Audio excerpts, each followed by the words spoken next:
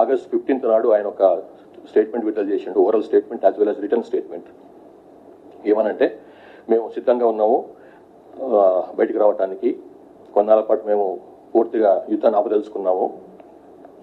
ఇది మా general secretary ఉన్నప్పుడు, బసవరాజ్ జనరల్ సెక్రటరీ చనిపోక ముందే ఈ నిర్ణయం తీసుకున్నాం మేము. చైనా అండ్ రష్యాలో ఏదైతే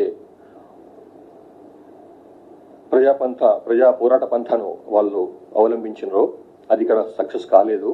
ఇక్కడ ఉన్నటువంటి గ్రౌండ్ రియాలిటీ వేరు, అక్కడ ఉన్నటువంటి గ్రౌండ్ సిచ్యువేషన్ వేరు. గుడ్డిగా మనం వాళ్ళని అవలంబించినాము, అన్వయించుకునే ప్రయత్నం చేసినాము తెలంగాణ భారతదేశపు పరిస్థితులకు. కాబట్టి అది ఇంకా ఫెయిల్ అయింది మన దగ్గర. కాబట్టి మనం ఫీల్డ్ సిచ్యువేషన్ మర్చిపోయి ఏదో గుడ్డిగా ముందుకెళ్ళిపోయినామో తప్పు. కాబట్టి అని ఆయన్నే పోలిట్ బ్యూరో మెంబర్గా ఉన్నటువంటి ఆయన్నే ఇటువంటి మాట అన్నప్పుడు ఇక ఐడియాలజీ, ఆ సిద్ధాంతం ఏదైతే ఉందో అది ఫెయిల్ అయినట్టే అని అనుకుంటున్నాం మేము. కాబట్టి మేము మళ్ళొకసారి ఓపెన్గా పోలీస్ డిపార్ట్మెంట్ తరపు నుంచి వాళ్ళకు ఒక విన్నపం చేస్తున్నాము, బయటికి రాండి, జనజీవన స్రవంతులను కలుసుకోండి. మీ మీద ఇట్లాంటి కేసుల విషయంలో కానీ ఇట్లాంటి విషయంలో మేము చాలా సింపథెటిక్గా ఉంటాము, సానుభూతితో వ్యవహరిస్తాము.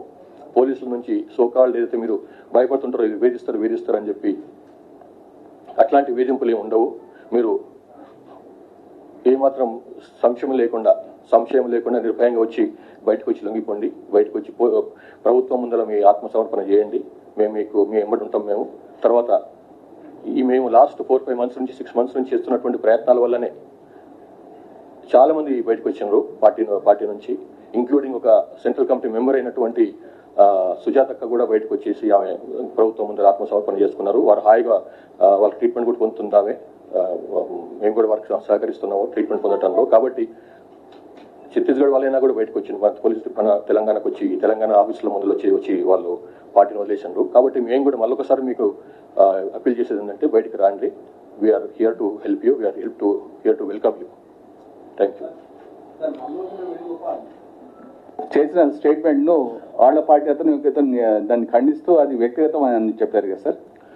అది అందులో మల్లోజుల వేణుగోపాల్ ఇచ్చిన స్టేట్మెంట్ మీరు పూర్తిగా చదివితే ఆయన ఏమన్నాడు, అందులో జనరల్ సెక్రటరీగా బసవరాజు ఉన్నప్పుడే ఈ డిస్కషన్ అయిపోయింది అన్నాడు.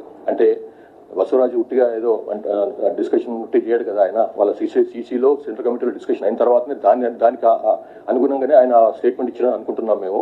కానీ ఆ టైంలోనే జరిగినటువంటి ఎన్కౌంటర్లో ఆయన మరణించినాడు బసవరాజు. కానీ నిర్ణయం మాత్రం అది పొలిట్ బ్యూరో సీసీ తీసుకున్నటువంటి నిర్ణయమే అని మేము భావిస్తున్నాము.